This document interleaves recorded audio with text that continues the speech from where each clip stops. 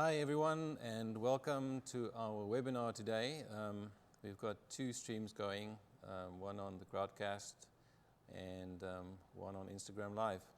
So thank you for hanging in there with us. Today we're going to talk about the Mevo Pro Package. So as soon as I get a heads up there from our producer that the presentation is up and running, then I can make a start. So Jordan, how are we there with the presentation? And that's the slide you want to start on? You're ready to go. Yes, that's the one, yes. So basically, I'm going to flip through a few slides and just explain a few things for you, and you're welcome to type in questions. We've got some moderators here that will give me the questions, and we'll try to answer as best we can.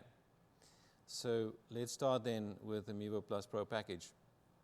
So basically, as you see there on the slide, the Mevo Pro Package is an award-winning add-on that will give users access to a complete, what we call deep plane data set. And that's all about Club, powered by the FlightScope patented fusion tracking technology. And we'll talk about that a little bit more. So fusion tracking, and let me explain that a little bit. We use 3D tracking radar, and we've been using that for many, many years. We introduced that into sport in early 2001. And since then, we've always aspired to use image processing in a synchronized fashion with our radar, and we've done that for various of our testing applications and validation, and then finally we decided to bring that in to our products as a feature. And I said synchronized measurements. That means that for every frame that we take with the camera, we have an associated data set from the radar. And basically that gives us more options. If there's some interference through multipath, we can overcome that, especially when it comes to, say, the vertical angle that could be influenced. So let's look a little bit further. So typically, when somebody's swinging a club, there are various parameters that define what's called the D plane, the descriptive plane of the club movement. And some of these might be very familiar to you and some of them not. I'll just go through them one by one. Club path, of course, that's the direction that the club is moving through impact. The face to path, that will give you the relationship of the club face relative to the path of the club through impact. Now, a thing to remember here is that the face angle of the club dominates the direction, the starting direction of the ball, and that is for both the horizontal and for the vertical plane. Because face is not only, open or closed, it could be, you can change the loft as well. Then you also have face to target. So the radar knows exactly where you're pointing it at, but it doesn't know what your intention is other than where it's pointing. So you need to make sure that you're pointing the radar, what we call the bore sight of the radar, towards your target. Then you also get what's called the horizontal swing plane. Now, you need to think about a hula hoop to kind of visualize a swing plane. It's kind of a slice, and so the direction of that swing plane is what's called the horizontal swing plane, and also the vertical swing plane. The one is going, left or right, and the other one is up and down. So if you have a very steep swing plane, then you would have a high number, like maybe 71 degrees for a 6-iron or something like that. And if you're a very short person with a flat swing, it's going to go down, like this particular swing. Low point, and that would be basically described by where through impact is the lowest part of your trajectory of the club, and that's going to determine your low points. It could be for an iron, hopefully it's after the ball strike, and for a driver, hopefully it's a little bit before you strike it, so you go on the up when you hit it. Then we've got something called the dynamic loft. So when you present the club at address and everything is normal, you should have very close to the static loft of the club. But when you hit it, you're going to introduce some different loft normally. So if you're hitting down on it normally, you're going to decrease the loft. And some people, unfortunately have the ability to open the face at impact, and then you will increase the loft with not so good effect, especially with an iron. And then we have something else called the angle of attack. And that's the angle at which you approach the ball. An angle of attack can only be presented reliably at contact, or let's call it theoretically just before contact, but let's call it at contact. I know that people have misled the world by saying that they measure this at full compression. Now, I know of no radar in the world that even knows when full compression happens, because it happens so fast. So typically, if a ball compresses on a club, if you hit it and it compresses and it releases, it's basically 400 millionths of a second, and it's gone. It's off the club. So to be able to measure, in other words, 0.4 milliseconds and in between of that, using a radar system, I've never seen that happen. So it's not possible to see what happens at full compression using radar technology today. I haven't seen that. Not even in the most expensive defense systems, you will be able to see that. So the other point about measuring angle of attack and all these club parameters, you should not change the momentum vector of the club when you report something. As soon as the ball starts to get momentum from the club, or as soon as the club transfers momentum into the ball, then the dynamics of the club will change. And that can include, everything about the loft of the club, the face, horizontal direction, and even the movement direction, because you might not be hitting it on the sweet spot. So everything can go wrong after impact. So these are the fundamentals for the D-plane.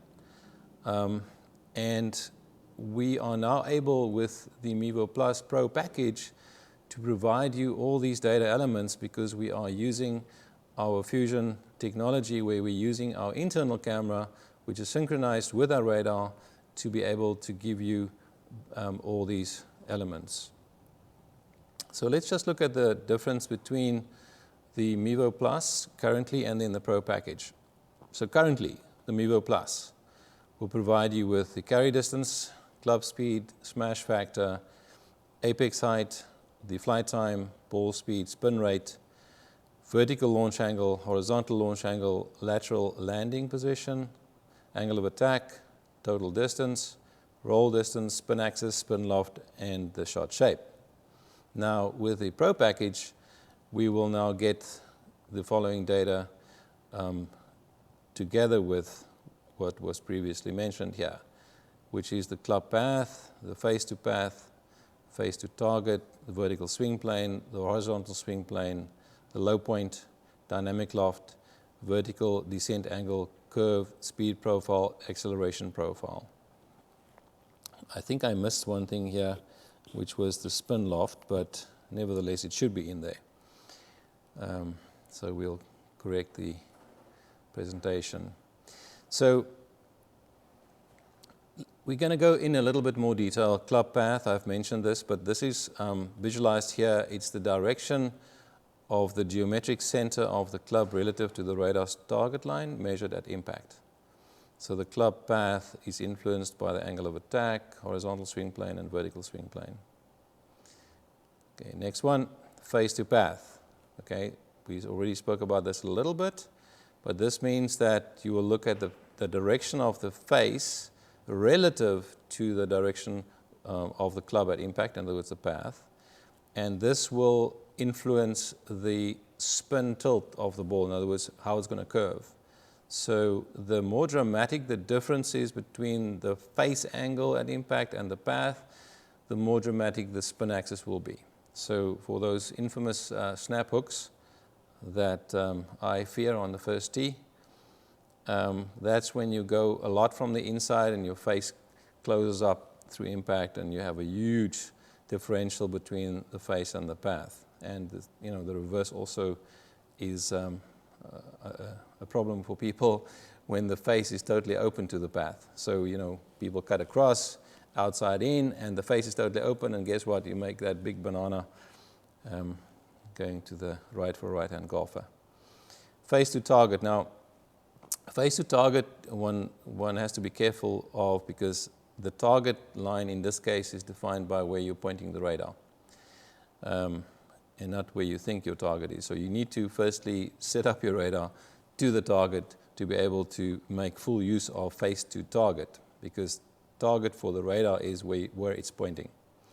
In any event, we can then basically see what the face to target is from the measurement as well.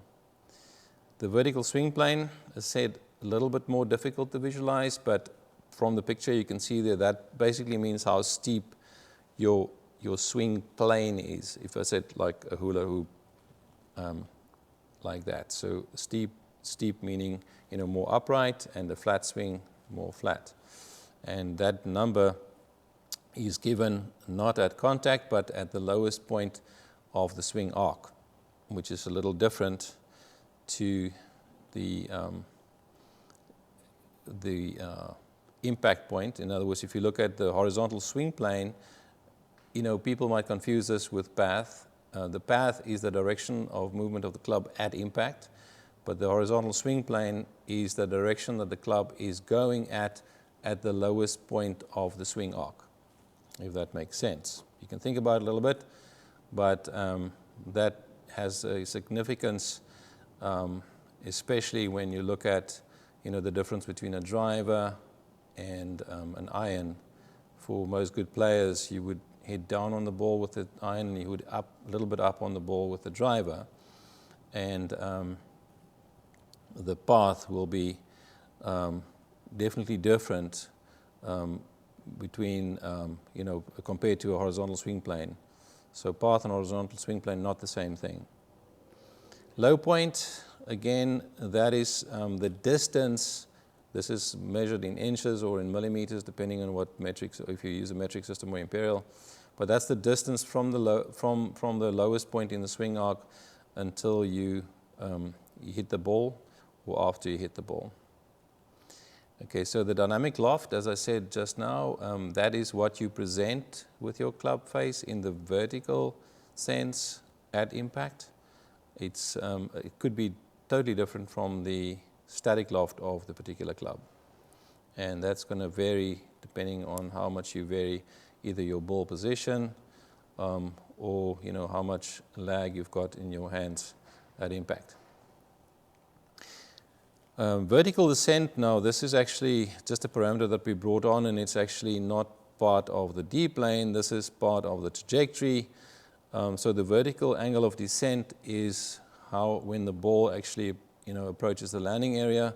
So if it's going to roll out more, it's going to come in flatter, and if it's going to stick more, it's going to come in more steep. And that's interesting to see, for a player, what your angle of descent would be for different clubs, and you can determine how you need to approach greens accordingly. Now, the following two graphs that I'm going to show you are really significant, and it's exclusive to FlightScope. We've produced this since the time that we started our FlightScope for golf in 2001. And it's been used a lot by fitters, especially people that found little nuances of fitting. The club speed profile, which will basically give you the apparent speed of the club away from the radar, and we show pre and post impact. And then the acceleration profile, which basically will give you how much the speed is changing over time or distance, again, pre and post impact. And there are some rules here which you can learn about as you go. But basically, if you look at very good players that are well fitted, you will see their acceleration profiles are very, very well behaved, and from shot to shot, they kind of look the same. And as soon as something changes, you get the club is flipping or something's happening to the tip, you're going to see a massive change in the acceleration profile. So it's very easy to make adjustments to a shaft when you look at the acceleration profile, and sometimes you can, change somebody's fitting by just maybe tipping the shaft a little bit and so on to get that stability that's required. And of course, there's a lot to say about the ability of the player in terms of how consistent these graphs would be. But a combination between the swing dynamics and the reaction of the shaft will show here in the acceleration profile. Very valuable for fitting. So, I think I'm going to go over to Tyler now to give us some of the questions. Hey everyone, yeah, thanks for joining. Thanks, Henry. So I'll go through some of these. We have a decent amount of ones that are repetitive, so I'll try to answer as many as we can here. The first question here that we have is, it has 27 votes. Will there be an introductory rate for subscription, so for pro subscriptions for current users? So I can handle that one if you'd like me to. So, yeah, just so everyone knows, this is a one-time fee, so it's a $1,000 flat fee. It's no subscription. It's a one-time payment. We are looking into offering a discount for current Mevo Plus users. We are planning to launch this in January of next year, most likely around the PGA show, which is at the end of January. But we are looking into some options for current Mevo Plus users from now until then. So we'll make sure that everyone knows about that once that's available. There, Tyler. Okay, the next question is, what data is calculated versus measured for the Pro package? All right, so we measure most of our data, and some of it is actually modeled through what we call machine learning as well. So that becomes a debate about what's measured and what's calculated. But most measurements have calculations in them in any event. It depends on what your inputs are and how you calculate. Because, in order to get, for instance, spin rate from a camera, there's a huge calculation involved with lots of potential noise from pixels and stuff or whatever you're using to, find the rotation of the ball if you use a camera. In the radar sense, the radar has a fantastic way to measure. But even if you measure, you are doing some calculations. So as an engineer, for me, it's a difficult question to answer, but I think I know what the question is. Some people produce results which are purely calculated. It's purely based on calculation or estimation, let's call it that, based on derivatives from other things that might be measured. In our case, I can safely say that all our results now contain measurements, and then it's calculated to give you a result. Of course, you have to calculate something, but it's not calculated results. So, for instance, if you look at club speed, we look at the distance that the club travel over time. You need that in order to calculate the speed of the club, but it's a measurement. But as I said, a measurement contains calculations. But I do think that most people are asking this question because they want to know if something is truly measured or if it's just derived or estimated. I can safely say that in our case now, with the Mevo Plus package, Mevo Plus Pro package, you can safely assume that all your results are measured and not calculated. Okay, next question we have here is, there's been a lot of feedback about driver misreads due to limited distance to see the spin. My assumption is the Fusion Edition will help. Have you measured this, and what does the improvement look like compared to current? Thanks for this new option. It's very exciting. All right, so I don't have the stats on missed spin for short distances. I can say that of course there are limits because we need to see a certain rotation percentage in order to produce a spin reliably. So if somebody's swing speed is really, really high and they have a very short footprint, then there would be the occasions where you will be missing the spin, and that can happen. But I'm not sure what the stats are and how much of a problem that is. I know in the beginning it was more of a problem, and we definitely worked on that. So I would like to know if this particular user is using the latest firmware and software. But the Fusion in itself is not going to make a huge difference to the spin measurement. Because the spin measurement, we are using the radar, and at this time the reflective dot, and hopefully very shortly the the new balls that are under construction now from some very famous ball manufacturers that we have been testing since June. But basically, the spin will not be complemented by the Fusion. It's still radar only. So yeah, we're seeing here in a lot of the comments, I know there's some buffering going on. We're having some issues with Crowdcast, which is the platform that we use. Not sure if there's too many people on here or what's happening, but we're gonna try to keep going on. If you are having issues, we are on Instagram Live as well, so you can follow us. Just go to our FlightScope Golf page on Instagram, and you'll be able to see it there. We're going to keep on continuing. If we don't get to all the questions, we'll make sure that everyone gets a question afterwards, whether it's an email or a recorded video that we post on YouTube. But we'll make sure that everyone does get an answer to that question if we do have to stop on Crowdcast. So I'm going to hand it over to Tracy now, who's running the Instagram Live. Ask some questions we have there. So like Tyler said, if anyone's having problems with Crowdcast, we're on Instagram Live, and we have some people asking questions there as well. One question is, what is actually measuring the face angle? The radar? Wondering how the camera sees it from behind. Interesting. Yeah, so basically we've now got a situation where we have got synchronized measurements from the radar and from the camera. The camera, we are running at exceptionally high speeds internally, and we are using a synchronized method. In other words, whatever we see from a camera, at the same time we see something from the radar. And then using our image processing and machine learning, we've been able to do more with the image processing, that you can do with image processing alone. And therefore, that combination, which of course is proprietary, we're not going to teach other people how to do it.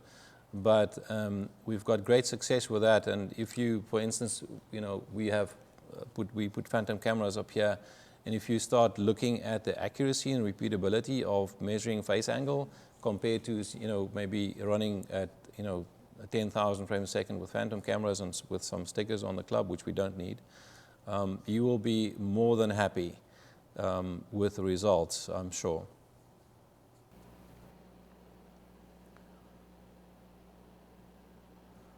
Okay, yeah, I'm seeing a question here over and over, Henry. So maybe just in general, just explain some of the differences between the X3 and the Mevo Plus with the Pro package. All right, so the X3 is still, our flagship. I mean, that system is like a V8 compared to, a V3. Not a V3. There's not a V3 or a three-cylinder. I mean, you have to understand that the X3 is a big engine, literally. So it's a full flight monitor. That's why it's also bigger. And it measures tremendously accurate compared to anything else out there. And our competitors have been shown up when we've done side-by-sides on that. The thing about the Pro package, it gives us more of the deep lane data that the X3 has been producing all the time. But it's still not the X3. The X3 is bigger and it's better. In this case, bigger is better. So I can't give you numbers today about how much better it is. It is better, and it's a full flight tracking monitor. So if I had the choice, and I do have the choice, I use my X3. I love the Mevo Plus, but I use the X3 because I love the big engine. So, and I know that there are people like me out there that do the same thing. So, not to do any injustice to the Mevo Plus Pro package, it's great. But as I said, if you have a choice and you have the money, I would still choose the X3.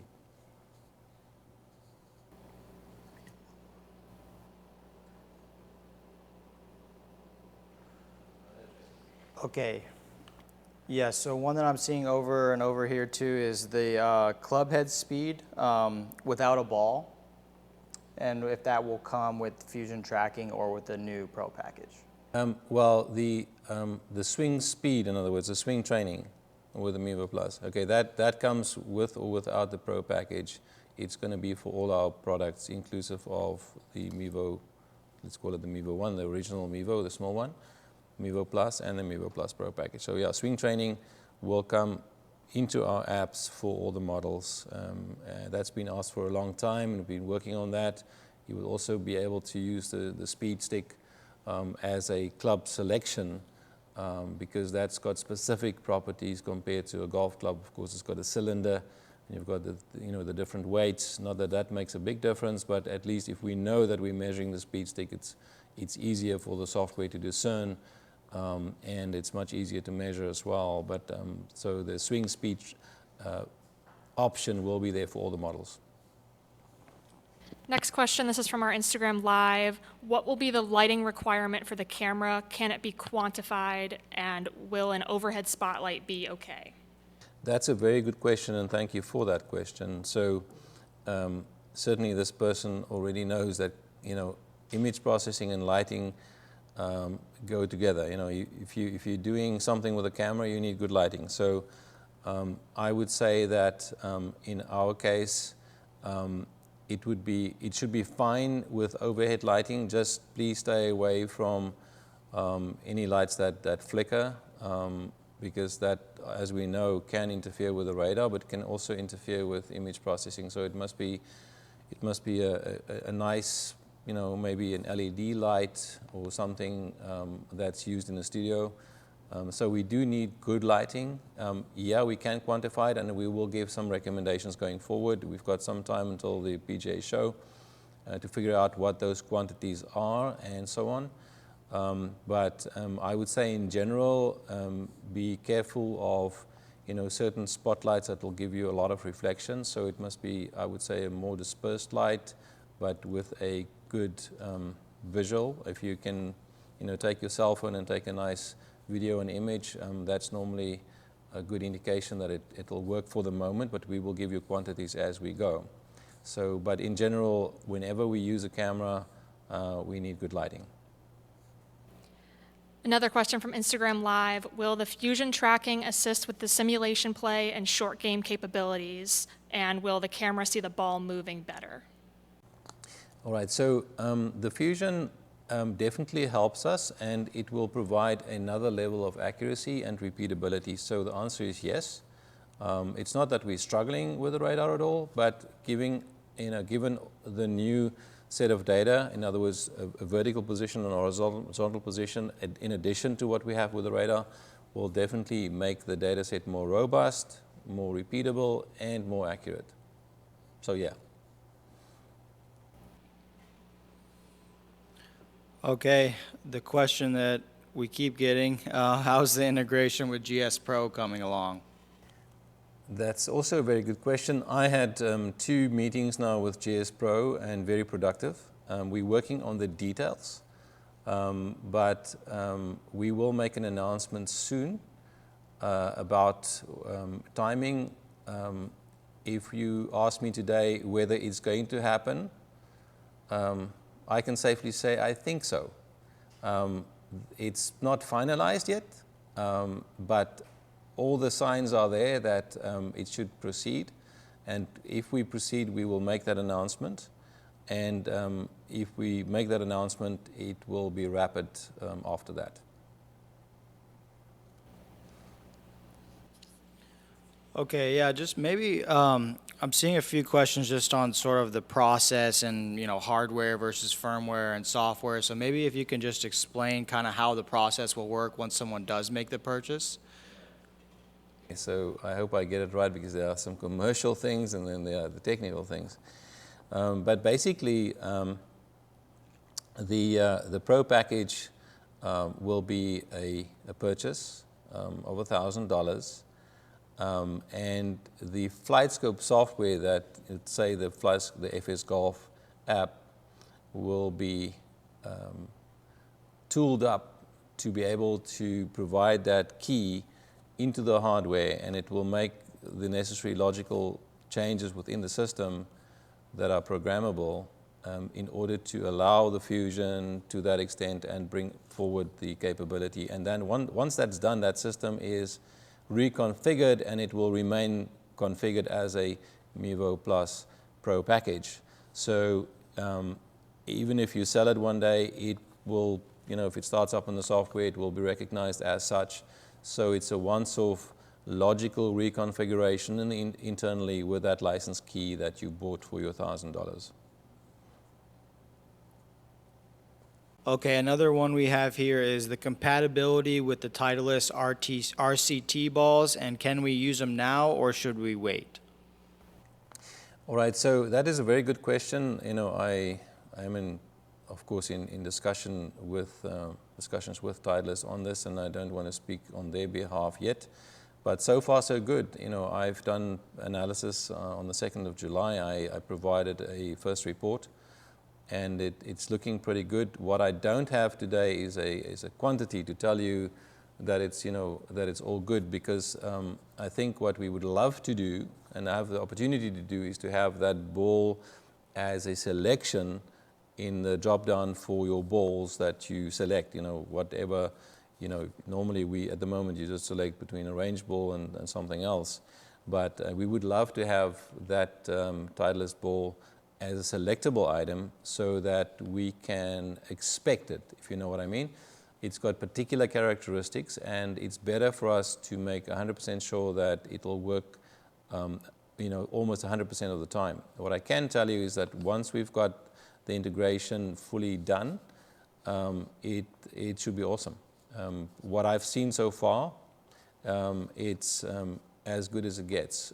I've done design on balls with internal reflectors in 2005, and we actually put a patent out, which we abandoned. It was not commercially something that we would, at that time, thought it would be good to just keep on as a patent.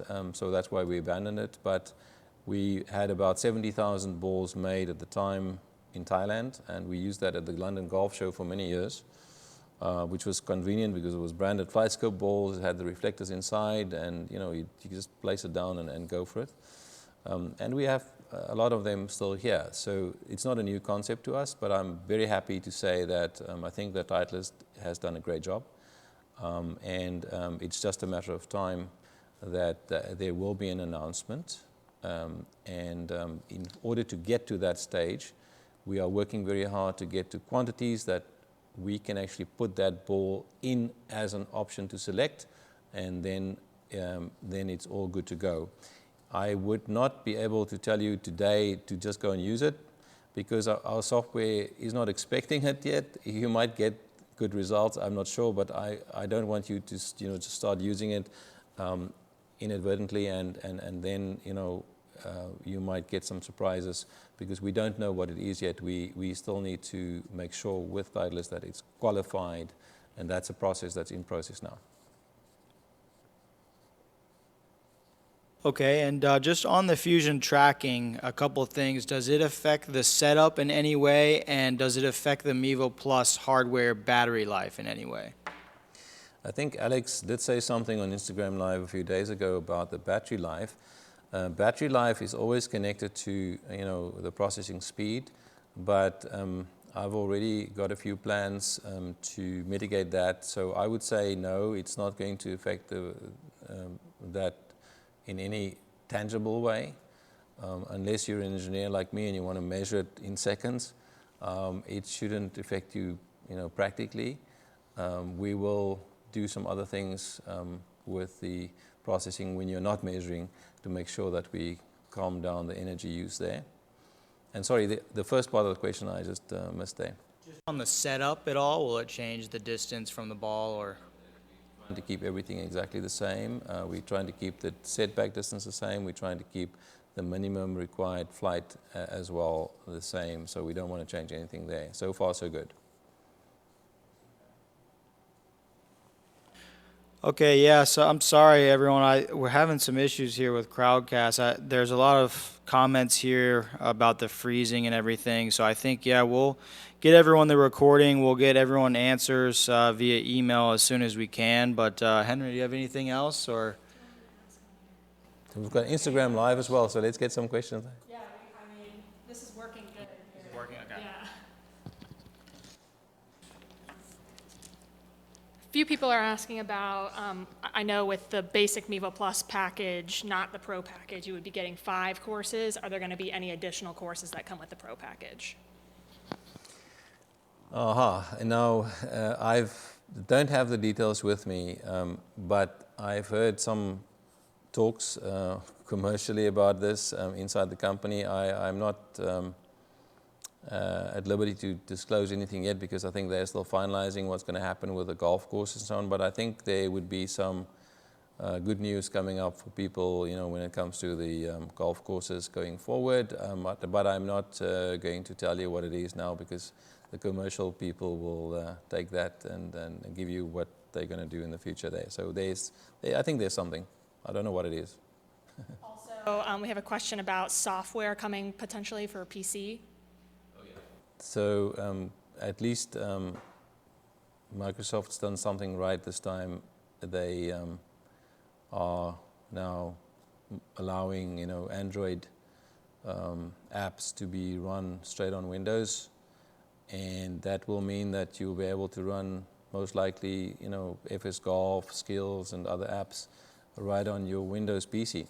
So it makes our life much easier for maintenance of software and so on. And then, of course, Mac's already worked a lot on that. So we are now in a position to compile the, anything that we've got for iOS, we should be able to compile for the Mac OS as well. So I would safely say that at the show or shortly thereafter, we should be in a pretty good position. We must still evaluate the whole story about the Android apps on Windows. I haven't really seen it myself, but it's coming.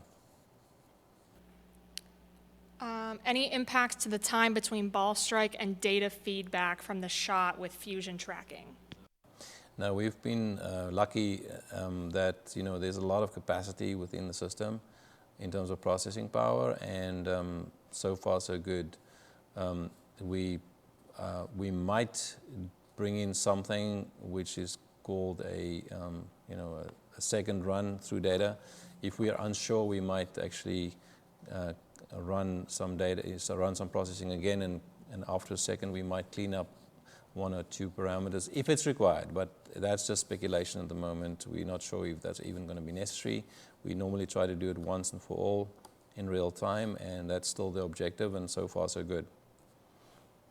We got a good question here. Will it just be better to get a newer unit when the Pro package is out rather than just updating my current Mevo Plus? No, there can be no difference at all. So if I were you, I would just buy the Pro package, and because there's going to be no difference in the performance of a new unit configured with Pro package or an existing Mevo Plus unit configured for Pro package. It will be identical. There will be no difference. There's no difference in the hardware.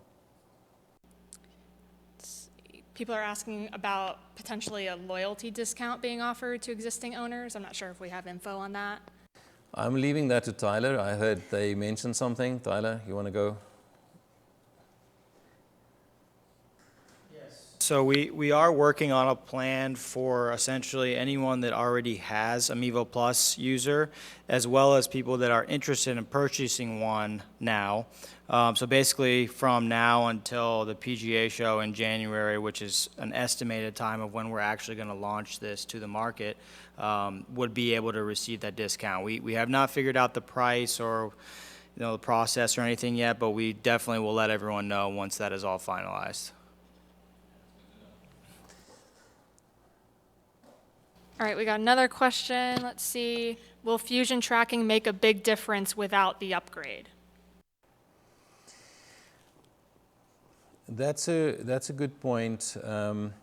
Look, I want to say first that in order for us to have provided the D-plane dataset for the club as we are doing now, we brought in the fusion tracking, and that took a long time to work that out.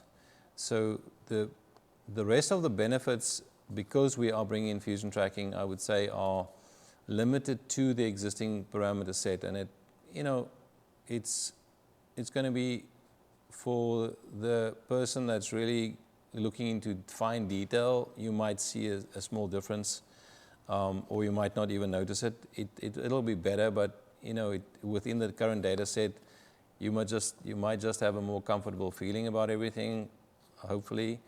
But it's going to be difficult to really see the power of the fusion tracking, quantitatively. Otherwise, you would have to really test it with or without. But it's going to be beneficial for you in any event, because it is going to make a difference. So I think come the PGA show, January, you might see some differences for sure. And it might be negligible, but it will be better. And for me as an engineer, that's important. I always want the best and the most accurate and whatever. So I think people like me would find that cool, because it will be better for sure. For people who purchase the Pro package, will those new data parameters flow into sim software such as TGC 2019? Yes, absolutely. We are already working with the existing simulator companies like True Golf E6 and the Golf Club. So we are prepping them to start that integration as from now. So if you have a Pro package on your Mevo Plus and you connect it to the Golf Club or E6 at that time, maybe some other simulator software as well, if that all works out, then it will automatically be picked up. It will show up as the Pro package, and it will give you that data set complete.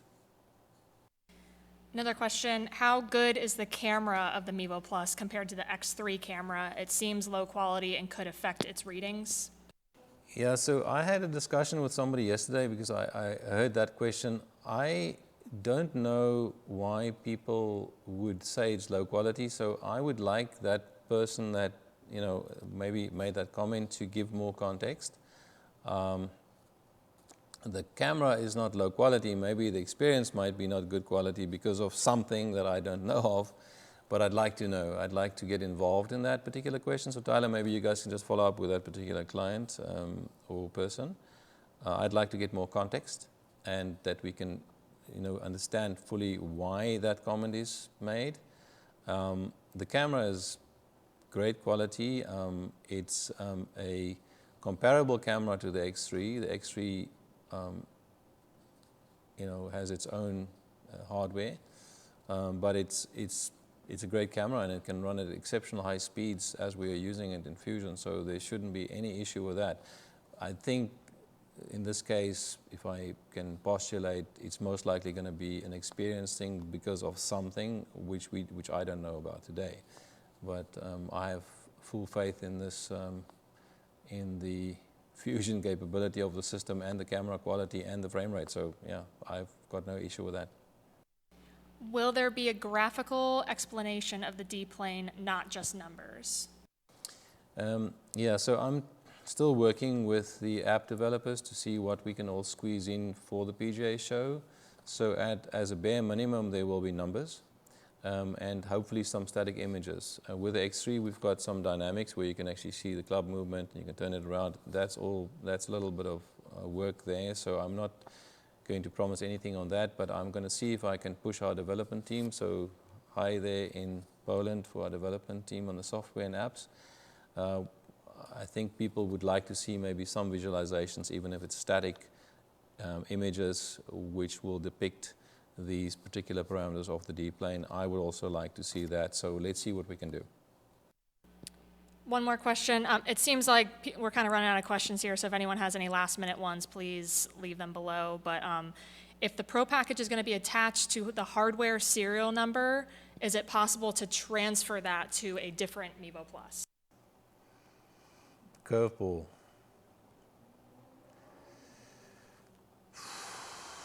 I don't think so.